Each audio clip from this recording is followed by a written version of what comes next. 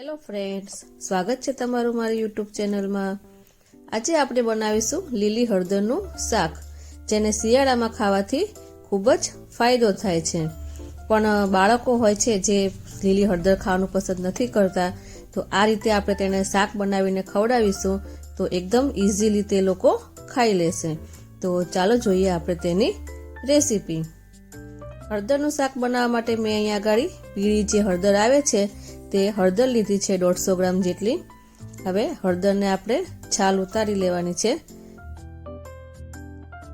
આ રીતે આપણે તેની સ્કિન બધી આપણે કાઢી લઈશું, તેને છોલી લેવાની છે। તો બધી હળદરની મેં છાલ કાઢી લીધી છે।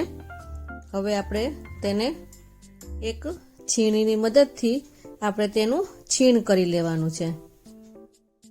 તો હળદરને આપણે નાનું મોટું ગમે તેવું આપણે તેને છીણીની મદદથી છીણ કરી લઈશું।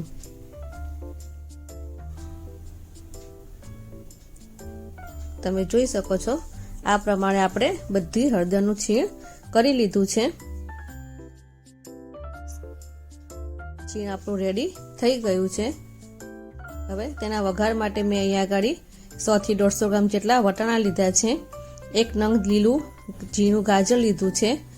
100 ગ્રામ જેટલું ફ્લાવર લીધું છે। લીલી ડુંગળી લીધી છે અને 100 થી 150 ગ્રામ જેટલું લીલું લસણ લીધું છે।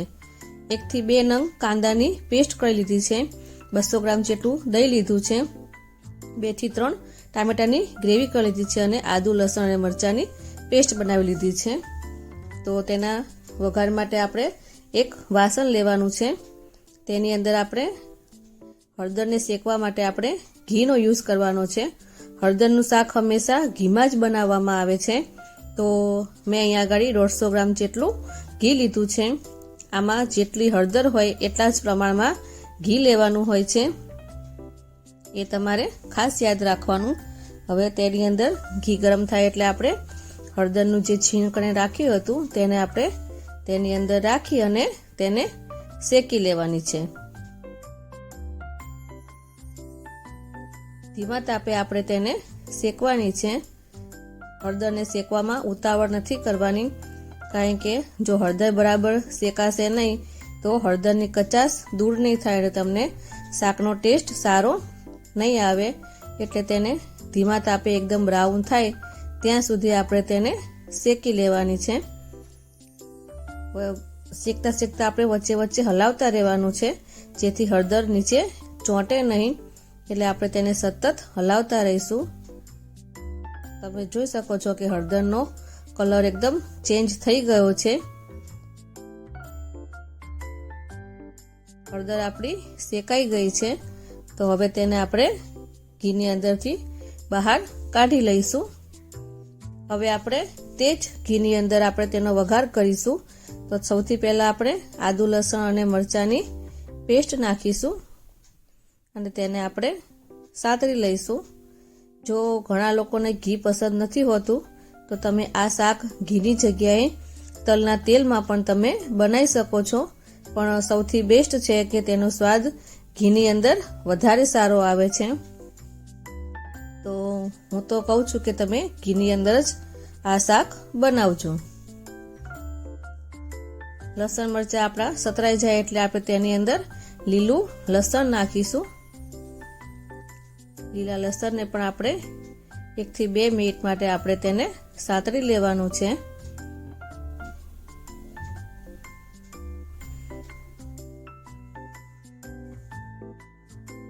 લસણ સતરાઈ જાય એટલે આપણે તેની અંદર વટાણા નાખીશું।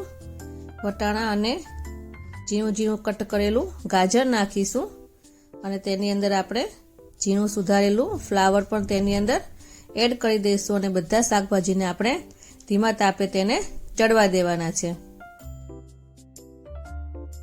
તમે ગાજર ફ્લાવર બધું ચોપરની અંદર ઝીણું ઝીણું કટ કરી શકો છો। હવે આપણે તેની અંદર લીલી ડુંગળી એડ કરીશું અને બધું હલાવી અને મિક્સ કરી લઈશું। શાકભાજી આપણા બરાબર ચડી જાય ત્યાં સુધી આપણે તેને થવા દઈશું। વચ્ચે વચ્ચે હલાવતા રહેવાનું, જેથી નીચે ચોંટે નહીં। આ શાક ખાવામાં એટલું ટેસ્ટી લાગે છે, તમે પંજાબી શાક ખાતા હોય એના જેવો ટેસ્ટ આવે છે. તો તમે શિયાળામાં હળદરનું શાક બનાવીને એકવાર જરૂરથી ટ્રાય કરજો. આ શાક ખાવામાં પણ એકદમ હેલ્ધી છે. હવે આપણે તેની અંદર જે ડુંગળીની પેસ્ટ કરીને રાખી હતી તે પેસ્ટ આપણે તેની અંદર ઉમેરી લઈશું અને બધું બરાબર હલાવીને મિક્સ કરી લઈશું. શાકભાજી આપણું લગભગ ઓલમોસ્ટ ચડી ગયું છે. ડુંગળી આપણી થોડી સતરાઈ જાય પછી આપણે તેની અંદર ટામેટાની ગ્રેવી નાખવાની છે. 1 થી 2 મિનિટ માટે સાતળી લઈશું.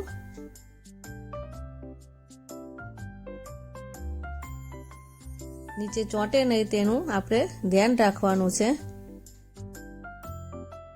હવે આપણે તેની અંદર જે ટામેટાની પેસ્ટ કરીને રાખી હતી તે ઉમેરી દઈશું અને બધું બરાબર મિક્સ કરી લઈશું.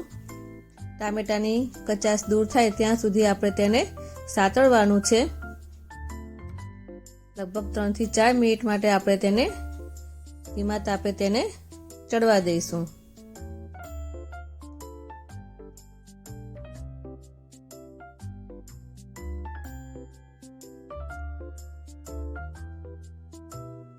હવે આપણે જે દહીં લીધું હતું તેની અંદર આપણે મસાલા કરી લઈશું. તો મેં 1 ચમચી લાલ મરચું પાવડર નાખ્યું છે, 1 ચમચી આપણે ધાણા જીરું નાખીશું, 1 ચમચી હું કાશ્મીરી લાલ મરચું પાવડર નાખી છું અને મીઠું સ્વાદ પ્રમાણે નાખવાનું છે. અહીંયા આપણે હળદર નથી નાખવાની કારણ કે હળદરનું શાક છે એટલે તેની અંદર હળદરની જરૂર નહીં પડે, એટલે હળદર આપણે નાખવાની નથી. અને બધા મસાલા આપણે દહીં સાથે મિક્સ કરી લેવાના છે. દહીં તમારે અહીંયા આગળ મોળું લેવાનું છે, ખાટું દહીં નથી પસંદ કરવાનું. મોળું દહીં જ શાકમાં સારું લાગે છે, નકર પછી શાક આપણને થોડું દહીં ખાટું હોય તો શાક આપણને ખાટું લાગે. તો તમે જોઈ શકો છો કે ટામેટા આપણા ચડી ગયા છે, બધું બરાબર શાકભાજી ચડી ગયું છે અને તેલ પણ છૂટું પડવા માંડ્યું છે.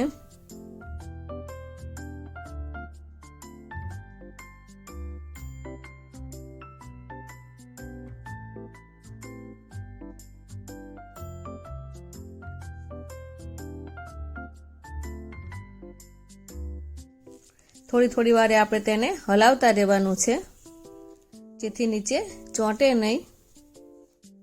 હવે આપણે તેની અંદર જે દહીંની અંદર મસાલા કરીને રાખ્યા હતા તે આપણે તેની અંદર ઉમેરી દઈશું અને બધું બરાબર હલાવી અને મિક્સ કરી લેવાનું છે.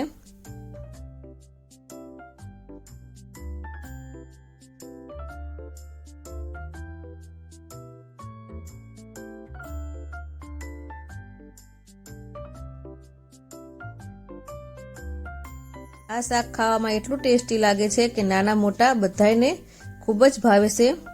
તો તમે એકવાર આ શાક જરૂરથી બનાવીને ટ્રાય કરજો.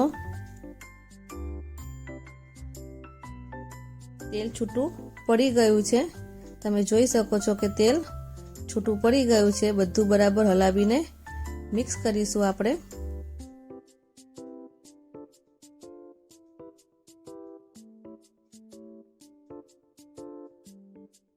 હવે આપણે જે હળદર શેકીને રાખી હતી તે હળદર આપણે છેલ્લે તેની અંદર ઉમેરી દઈશું અને બધું બરાબર હલાવી અને મિક્સ કરી લઈશું.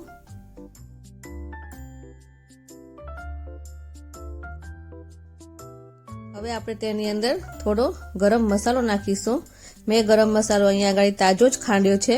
તજ, લવિંગ, બાદિયા, કાળા મરી એ બધું મેં ખાણી દસ્તામાં ખાંડી અને તાજો જ મસાલો તેની અંદર નાખ્યો છે. તેની અંદર આપણે થોડી કસૂરી મેથી નાખીશું અને બધું બરાબર હલાવીને મિક્સ કરીશું. તાજો ખાંડેલો ગરમ મસાલો આની અંદર એકદમ ટેસ્ટી લાગે છે. તમે જોઈ શકો છો કે તેલ આપણું છૂટું પડી ગયું છે. તો હવે આપણે લીલા ધાણા નાખીશું. લીલા ધાણા નાખી અને બધું આપણે હલાવી અને મિક્સ કરી લઈશું. તમે જોઈ શકો છો કે શાક આપણું દેખાવમાં કેટલું સરસ લાગે છે, તે ખાવામાં પણ એટલું જ ટેસ્ટી લાગે છે. તો બાળકો તમારા હળદર ખાવાનું પસંદ ન કરતા હોય તો તમે આ રીતે તેને શાક બનાવીને ખવડાવશો તો બાળકોને ખબર પણ નહીં પડે અને હળદર પણ તે ખાઈ જશે. તો હવે આપણે ગેસની ફ્લેમ બંધ કરી લઈશું અને તેને આપણે સર્વ કરીશું. હું અહીંયા આગળ હળદરનું શાક બાજરીના રોટલા સાથે સર્વ કરું છું. હળદરનું શાક બાજરીના રોટલા સાથે ખૂબ જ ટેસ્ટી લાગે છે. તો બની ગયું છે આપણું સરસ મજાનું ટેસ્ટી એવું લીલી હળદરનું શાક. તમને મારી આ રેસીપી કેવી લાગી મને કમેન્ટ બોક્સમાં જરૂરથી જણાવજો. જો તમને મારો વિડીયો ગમ્યો હોય તો મારા વિડીયોને લાઈક કરી, શેર કરી અને મારી ચેનલને સબસ્ક્રાઈબ કરી દેજો. તો ફરી મળીશું નવા વિડીયો સાથે. Thanks for watching.